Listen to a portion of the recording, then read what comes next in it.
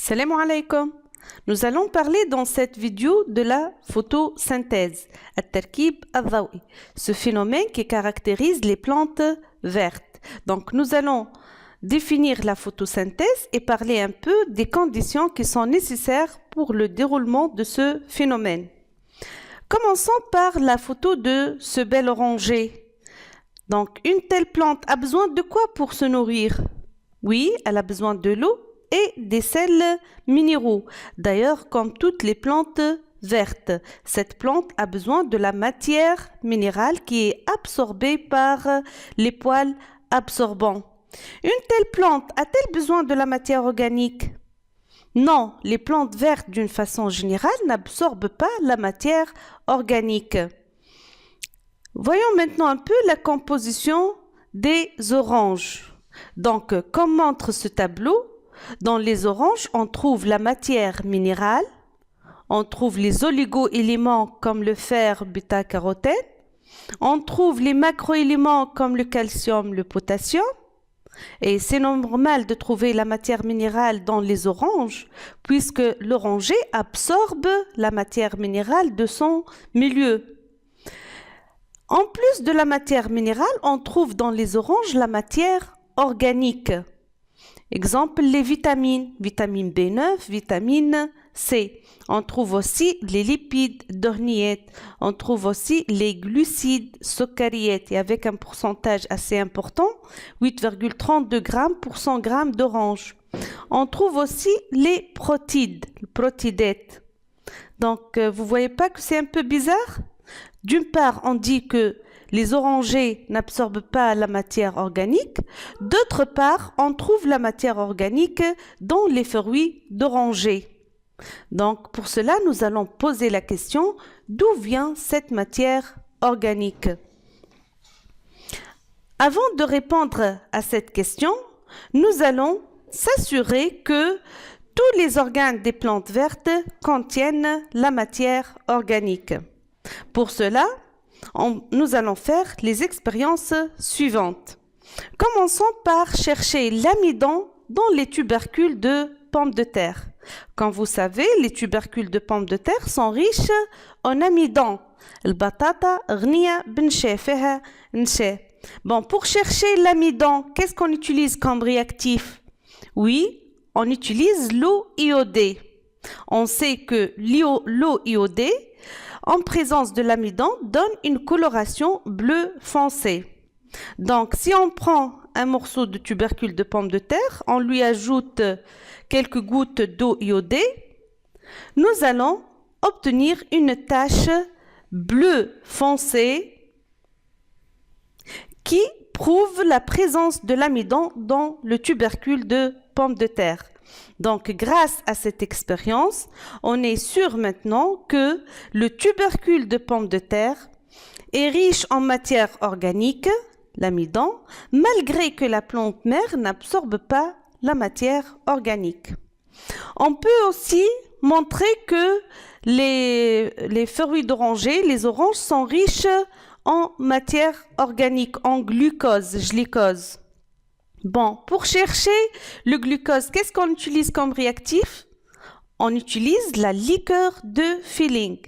On sait que la liqueur de Fehling, en présence de glucose et avec chauffage, on obtient une précipité rouge brique. Donc, si on prend le jus d'orange, on lui ajoute des gouttes de liqueur de Fehling. Donc, nous allons obtenir une coloration verdâtre. Cette coloration verdâtre se transforme après chauffage en une précipité rouge brique.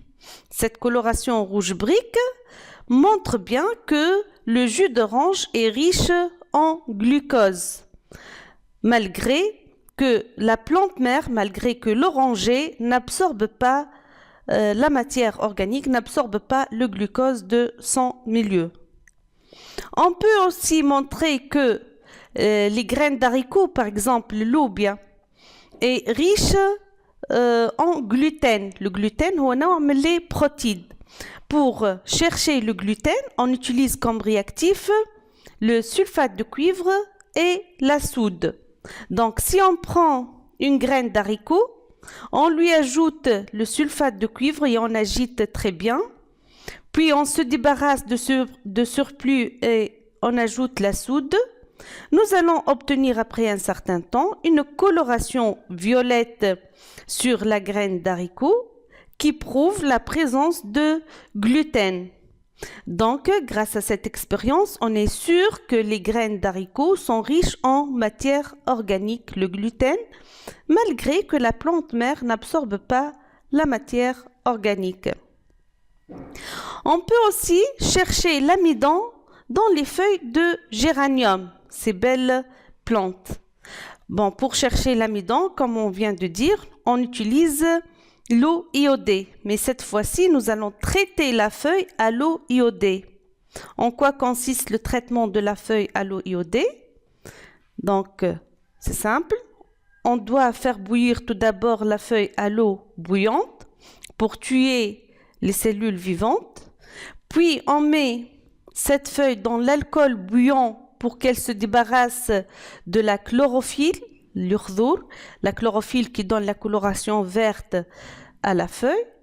Puis, on prend cette feuille décolorée, sans chlorophylle, et on lui ajoute l'eau iodée. Après un certain temps, la feuille se colore en bleu foncé. Cette coloration bleu foncé prouve que la feuille de géranium est riche en amidon. Donc, grâce à ces expériences, on a montré que la matière organique se trouve un peu partout dans les organes des plantes vertes.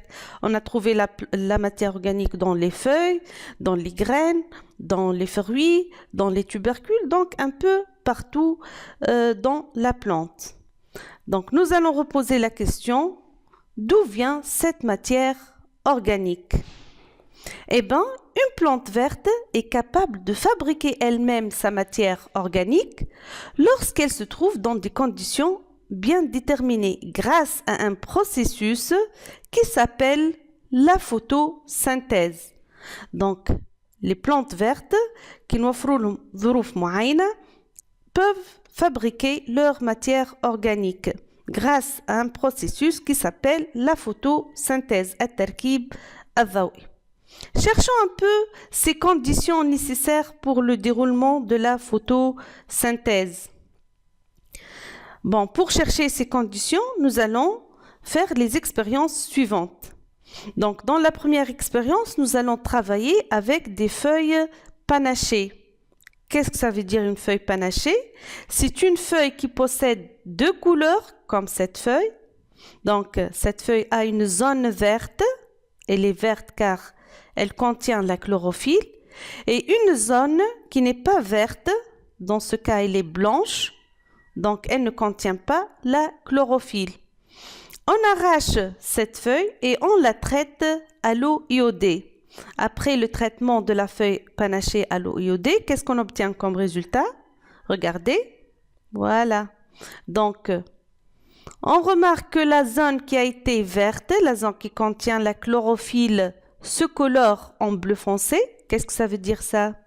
Oui, ça veut dire que cette zone renferme l'amidon. Donc, cette zone a pu fabriquer la matière organique, a pu faire la photosynthèse. Alors que la zone qui a été blanche, qui ne contient pas la chlorophylle, après traitement à l'eau iodée, qu'est-ce qu'elle a donné? Donc, elle reste incolore. Donc, est-ce qu'elle contient l'amidon? Non, cette zone ne contient pas l'amidon. Cette zone n'a pas pu faire la photosynthèse. La matière organique متاعها. Donc, grâce à cette expérience, qu'est-ce qu'on peut déduire? On peut dire que la chlorophylle, l'urdur, est nécessaire pour le déroulement de la photosynthèse. Sans chlorophylle, il n'y a pas de photosynthèse. Passons maintenant à la deuxième expérience. Dans la deuxième expérience, nous allons travailler avec des feuilles vertes de géranium. Donc, nous allons prendre une feuille de géranium. Nous allons masquer une partie de cette feuille par un cache-noir pendant 24 heures. Puis, on arrache cette feuille et on la traite à l'eau iodée.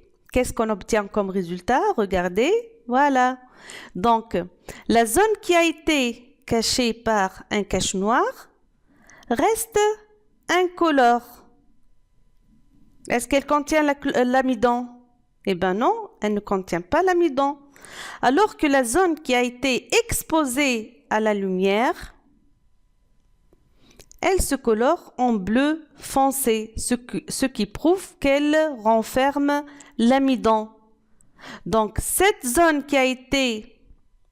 verte qui a été exposée à la lumière a pu fabriquer l'amidon, a pu faire la photosynthèse.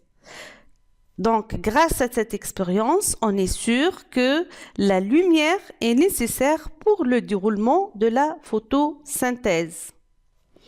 Voyons un peu maintenant la troisième expérience qui est un peu délicate. Donc, comme vous voyez ici le dispositif expérimental, nous allons travailler avec une plante verte. Nous allons prendre 2 lots de feuilles de cette plante verte. Le premier lot de feuilles, je vais dans un sac appelé sac 1. Le deuxième lot, je vais dans un sac appelé sac 2. Les deux sacs, bien sûr des sacs en plastique, vont recevoir l'air à partir d'un bulleur.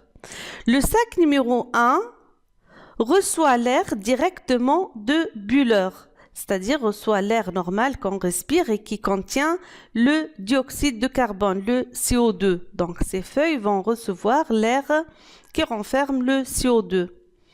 Par contre, les feuilles du sac 2 vont recevoir de l'air qui ne contient pas le CO2. Pourquoi? Car l'air qui est diffusé par le bulleur va passer dans un premier temps par un flacon de potasse. Le potasse est une substance chimique qui est capable d'absorber le CO2. Donc l'air qui va entrer dans ce flacon va se débarrasser de CO2. Le potasse, le CO2, il fait le col. Donc l'air qui va sortir de ce flacon est un air dépourvu de CO2. Pour vérifier ça, on doit faire passer cet air par un autre flacon qui contient l'eau de chaux, mais elle gire. On sait que l'eau de chaux trouble en présence de CO2. Donc, l'air qui va sortir de ce flacon clair, on est sûr qu'il ne contient pas le CO2. Donc, les feuilles de sac 2 vont recevoir l'air qui ne contient pas le CO2. Après 24 heures, nous allons arracher une feuille de chaque sac et on va les traiter à l'eau iodée pour chercher, bien sûr, l'amidon. Qu'est-ce qu'on obtient comme résultat? Regardez, voilà. Donc, la feuille du sac 1, c'est-à-dire la feuille qui a reçu l'air chargé de CO2, se colore en bleu foncé. Donc, elle contient l'amidon. Donc, cette feuille a pu faire la photosynthèse. Par contre, la feuille du sac 2, c'est-à-dire la feuille qui a reçu l'air sans CO2, reste incolore, c'est-à-dire elle ne contient pas l'amidon. Donc, elle n'a pas pu faire la photosynthèse. Grâce à cette expérience, on peut dire que le dioxyde de carbone, le CO2, est nécessaire pour le déroulement de la photosynthèse. Grâce à ces 3 expériences, on peut dire que la photosynthèse nécessite la présence, le déroulement de la photosynthèse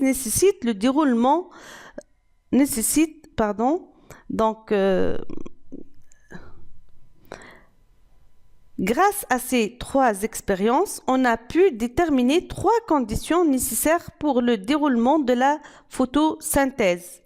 Ces conditions sont la chlorophylle, la lumière et le dioxyde de carbone. L'absence de l'une de ces 3 conditions va empêcher le déroulement de la photosynthèse. Voyons maintenant si vous avez compris ce qu'on vient de dire. Donc, nous allons résoudre ensemble l'exercice suivant. Donc, une feuille panachée, et vous savez maintenant qu'est-ce que ça veut dire une feuille panachée. Donc, une feuille panachée partiellement cachée de la lumière par une bande opaque a été exposée 24 heures à la lumière, comme montre le document suivant. Donc, sur ce document, on voit une feuille panachée de géranium. Donc, cette feuille présente une zone verte qui contient la chlorophylle et une zone qui ne contient pas la chlorophylle, cette zone blanche. Donc, cette feuille a été partiellement cachée par un cache noir pendant 24 heures. Voyons un peu la première question.